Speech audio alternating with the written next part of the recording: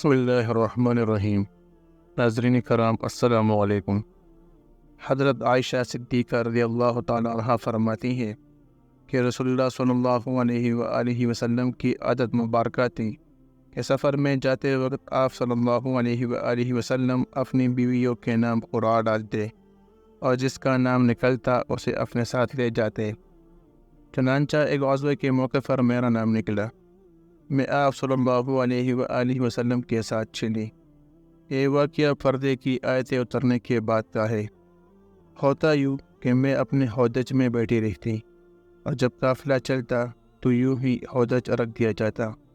ہم عزوے پر گئے، حضور پاک صلی اللہ علیہ وآلہ وسلم عزوے سے فارغ ہوئے اور واپس لوٹے۔ مدینے کے قریب آ گئے، رات کو چلنے کی آواز لگائی۔ میں قضائے حاجت کے لیے نکلی اور لشکر کے پڑاؤ سے دور جا کر میں نے قضائے حاجت کی، پھر واپس لوٹی۔ لشکرگاہ کے قریب آ کر ٹٹولا تو ہار نہ پایا۔ میں واپس اس کو ڈھونڈنے کے لیے چلی گئی اور تلاش کرتی رہی۔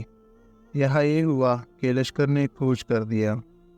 جو لوگ میرا ہودج اٹھاتے تھے انہوں نے یہ سمجھا کہ میں حسب عادت اندر ہی ہوں، ہودج اٹھا کر اوپر رکھ دیا اور چل پڑے۔ یہ بھی یاد رہے کہ اس وقت عورتیں نہ کچھ ایسا کھاتی پیتی تھی، نہ وہ بھاری وزن کی بوجھل تھی، تو میرے ہودج کی اٹھانے والوں کو میرے ہونے یا نہ ہونے کا مطلق پتہ نہ چلا، اور میں اس وقت اوائل عمر کی ہی تو تھی۔ العرض بہت دیر کے بعد مجھے میرا ہار مل گیا۔ یہاں میں جو پہنچی تو کسی آدمی کا نام و نشان بھی نہ تھا، نہ کوئی پکارنے والا نہ جواب دینے والا۔ میں اپنے نشان کے مطابق وہی پہنچی جہاں ہمارا اونٹ بٹھایا گیا تھا، اور میں وہی انتظار میں بیٹھ گئی۔ جب آپ صلی اللہ علیہ وآلہ وسلم آگے چل کر میرے نہ ہونے کی خبر پائیں گے تو مجھے تلاش کرنے کے لیے یہی آئیں گے۔ مجھے بیٹھے بیٹھے نیند آ گئی۔ اتفاق سے حضرت صفوان بن معطل سلمی زکوانی رضی اللہ تعالیٰ عنہ جو لشکر کے پیچھے رہے تھے، وہ پچھلی رات کو چلے تھے، صبح کے اجالے میں یہاں پہنچ گئے۔ ایک سوتے ہوئے آدمی کو دیکھ کر خیال آنا تھا۔ آواز سے دیکھا تو چونکہ فرضے کے حکم سے پہلے مجھے وہ دیکھتے ہی پہچان گئے، اور بآواز بلند ان کی زبان سے نکلا، انا للہ و انا الیہ راجعون۔ ان کی آواز سنتے ہی میری آنکھ کھل گئی اور میں اپنی چادر سے اپنا منہ ڈھانپ کر سنبھل بیٹھی۔ انہوں نے جٹ سے اپنے اونٹ کو بٹھایا اور اس کی ٹانگ پر اپنا پاؤں رکھا۔ میں اٹھی اور ان پر سوار ہو گئی۔ انہوں نے اونٹ کو کھڑا کر دیا اور بگاتے ہوئے لے چلے۔ قسم خدا کی، نہ وہ مجھ سے کچھ بولے نہ میں نے ان سے کوئی بات کی، سوائے انا للہ کے میں نے ان کے منہ سے کوئی کلمہ نہ سنا۔ دوپہر کے وقت ہم اپنے قافلے سے مل گئے، بس اتنی سی بات کا ہلاک ہونے والے نے بتنگڑ بنا لیا۔ ان کا سب سے بڑا اور بڑھ کر باتیں بنانے والا عبداللہ بن ابی بن سلول تھا۔ مدینے آتے ہی میں بیمار پڑ گئی اور مہینہ بھر تک بیماری میں گھر میں رہے۔ نہ میں نے کچھ سنا نہ کسی نے مجھ سے کچھ کہا۔ جو کچھ ونوافع لوگوں میں ہو رہا تھا میں اس سے بے خبر تھی۔ البتہ میرے دل میں یہ خیال بسا اوقات گزرتا تھا کہ رسول اللہ صلی اللہ علیہ وآلہ وسلم کی محبت میں کمی کی کیا وجہ ہے۔ بیماری میں عام طور پر جو شفقت حضور پاک صلی اللہ علیہ وآلہ وسلم کو میرے ساتھ ہوتی تھی، اس بیماری میں وہ بات نہ پاتی تھی۔ اس لیے مجھے رہتا بہت تھا مگر کوئی وجہ معلوم نہ تھی۔ بس حضور پاک صلی اللہ علیہ وآلہ وسلم تشریف لاتے، سلام کرتے اور دریافت فرماتے طبیعت کیسی ہے، اور کوئی بات نہ کرتے۔ اس سے مجھے بڑا صدمہ ہوتا، مگر بہتان بازوں کی تہمت سے میں بالکل غافل تھی۔ اس زمانے میں گھروں میں لیٹرن کا انتظام نہ تھا، اور عرب کی قدیم عادت کے مطابق ہم لوگ میدان میں قضائے حاجت کے لیے جایا کرتے تھے۔ عورتیں عموماً رات کو جایا کرتی تھی۔ گھروں میں لیٹرین بنانے پر عام طور پر نفرت کی جاتی تھی۔ حسب عادت میں مصطح بنت ابی رحم بن عبد المطلب بن عبد مناف کے ساتھ قضائے حاجت کے لیے چلی۔ اس وقت میں بہت ہی کمزور تھی۔ یہ مصطح رضی اللہ تعالیٰ عنہ میری والد ابو بکر رضی اللہ تعالیٰ عنہ کی خالہ تھی۔ ان کی والدہ سہل بن عامر کی لڑکی تھی۔ ان کے لڑکے کا نام مصطح بن اساسہ بن عباد بن عبد المطلب تھا۔ جب ہم واپس آنے لگے تو حضرت مصطح رضی اللہ تعالیٰ عنہ کا پاؤں چادر کے دامن میں الجھا اور وہ صاف ان کے منہ سے نکل گیا کہ مصطح عورت ہو۔ مجھے بہت برا لگا اور میں نے کہا، تم نے بہت برا کلمہ بولا۔ توبہ کرو، تم اسے گالی دیتی ہو جس نے جنگ بدر میں شرکت کی۔ اس وقت ام مستح رضی اللہ تعالیٰ عنہ نے کہا، بولی بی بی آپ کو کیا معلوم؟ میں نے کہا کیا بات ہے؟ انہوں نے فرمایا، اور وہ بھی ان لوگوں میں ہے جو آپ کو بدنام کرتے پھرتے ہیں۔ مجھے سخت حیرت ہوئی، میں ان کے سر ہو گئی، کم از کم مجھے سارا واقعہ تو کہو۔ اب انہوں نے بہتان باز لوگوں کی تمام کارستانیاں مجھے سنائی۔ میرے تو ہاتھوں کے طوطے اڑ گئے، رنج و غم کا پہاڑ مجھ پر ٹوٹ پڑا۔ مارے صدمے کے میں تو اور بیمار ہو گئی۔ بیمار تو پہلے سے ہی تھی، اس خبر نے تو نڈال کر دیا۔ جو تو کر کے گھر پہنچی، اب صرف یہ خیال تھا کہ میں اپنے میکے جا کر اور اچھی طرح معلوم تو کر لوں کہ کیا واقعی میری نسبت ایسی افواہ پھیلائی گئی ہے اور کیا کیا مشہور کیا جا رہا ہے۔ اتنے میں رسول اللہ صلی اللہ علیہ وآلہ وسلم میرے پاس تشریف لائے اور سلام کیا اور دریافت فرمایا کہ کیا حال ہے۔ میں نے کہا اگر آپ صلی اللہ علیہ وآلہ وسلم اجازت دیں تو میں اپنے والد ابو بکر رضی اللہ تعالیٰ عنہ کے ہاں ہو آؤں۔ آپ صلی اللہ علیہ وآلہ وسلم نے اجازت دے دی۔ میں یہاں آئی، اپنی والدہ سے پوچھا کہ اماں جان لوگوں میں میرے متعلق کیا باتیں پھیل رہی ہے۔ انہوں نے فرمایا، بیٹی یہ تو نہایت معمولی بات ہے، تم اتنا اپنا دل باری نہ کرو۔ کسی شخص کی اچھی بیوی جو اسے محبوب ہو اور اس کی سوکنے بھی ہو، وہاں ایسی باتوں کا کڑا ہونا تو لازمی امر ہے۔ میں نے کہا سبحان اللہ، کیا واقعی لوگ میری نسبت ایسی افواہیں اڑا رہے ہیں؟ اب تو مجھے رنج و غم نے اس قدر گھیرا کہ بیان سے باہر ہے۔ اس وقت سے جو رونا شروع ہوا، واللہ ایک دم بھر کے لیے میری آنسو نہیں تھمے۔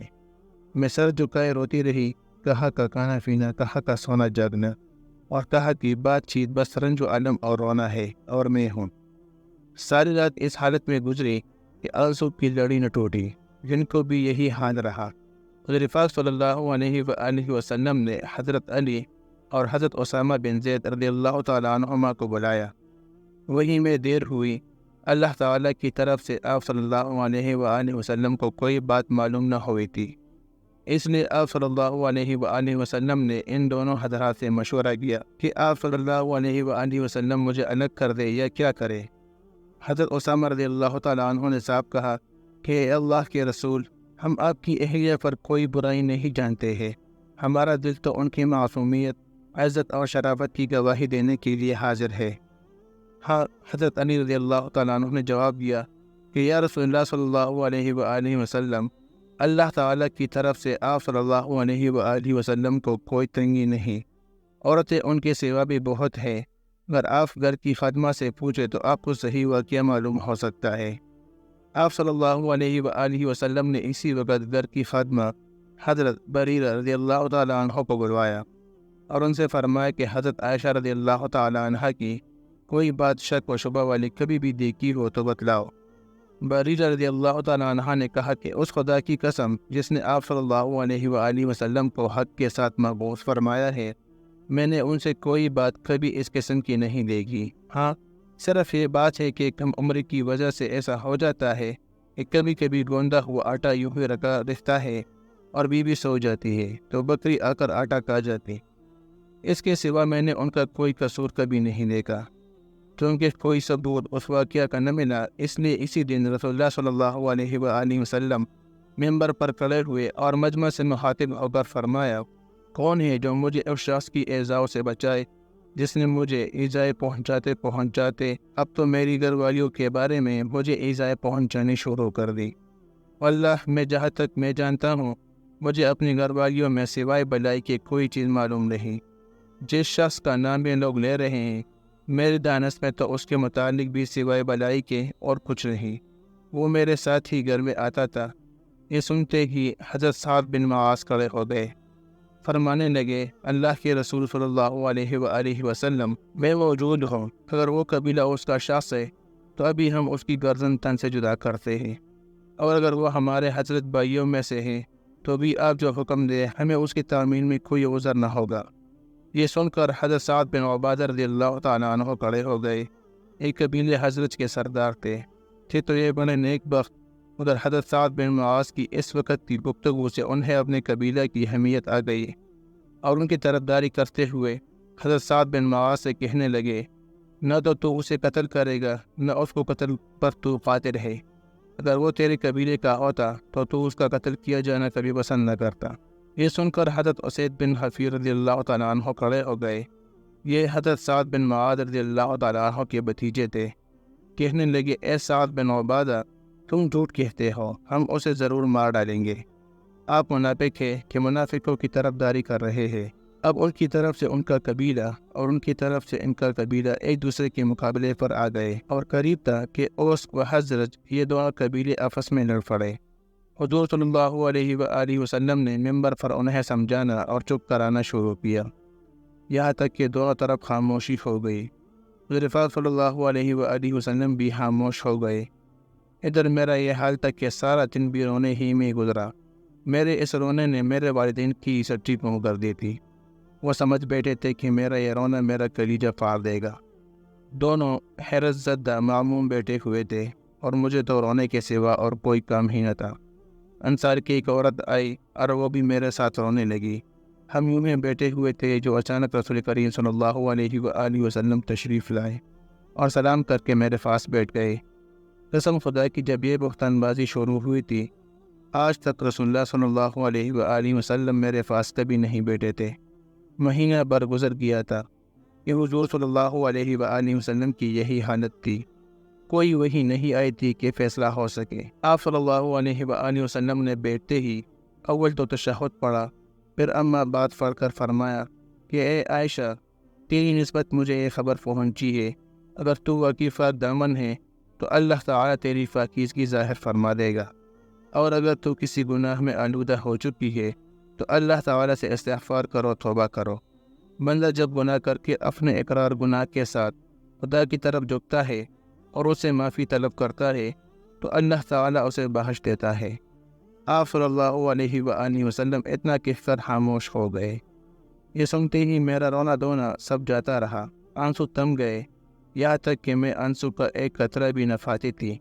میں نے اول تو اپنے والد سے درخواست کی کہ میری طرف سے رسول کریم صلی اللہ علیہ وآلہ وسلم کو آپ ہی جواب دے، لیکن انہوں نے کہا، واللہ میرے سمجھ میں نہیں آتا کہ میں حضور صلی اللہ علیہ وآلہ وسلم کو کیا جواب دوں۔ اب میں نے اپنی والدہ کی طرف دیکھا اور کہا کہ آپ رسول اللہ صلی اللہ علیہ وآلہ وسلم کو جواب دیں، لیکن انہوں نے بھی یہی کہا، میں نہیں سمجھ سکتی کہ میں کیا جواب دوں۔ آخر میں خود ہی جواب دینا شروع کیا۔ میری عمر کچھ ایسی بڑی تو نہ تھی اور نہ مجھے زیادہ قرآن حفظ تھا۔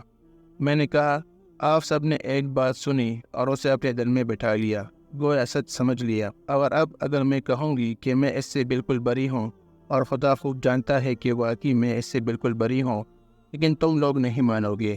ہاں، اگر میں کسی امر کا اقرار کر لوں، حالانکہ اللہ تعالیٰ کو خوب علم ہے کہ میں بالکل بے گناہ ہوں، تو تم ابھی مان لو گے۔ میری اور تمہاری مثال تو بالکل حضرت ابو یوسف علیہ السلام کا یہ قول ہے، بس صبر ہی اچھا ہے جس میں شکایت کا نام ہی نہ ہو، اور تم جو باتیں بناتے ہو ان میں اللہ تعالیٰ ہی میری مدد کرے۔ اتنا کہہ کر میں نے کروٹ پھیر لی اور اپنے بستر پر لیٹ گئی۔ بخدا مجھے یقین تھا کہ چونکہ میں پاک ہوں، اللہ تعالیٰ میری برات اپنے رسول کو ضرور معلوم کرا دے گا، لیکن یہ تو میرے گمان میں بھی نہیں تھا کہ میرے بارے میں قرآن کی آیتیں نازل ہوں گی۔ میں اپنے آپ کو اس سے بہت کم تر جانتی تھی۔ ہاں، مجھے زیادہ سے زیادہ یہ خیال ہوتا تھا کہ ممکن ہے کہ خواب میں اللہ تعالیٰ حضور صلی اللہ علیہ وآلہ وسلم کو میری برات دکھا دے۔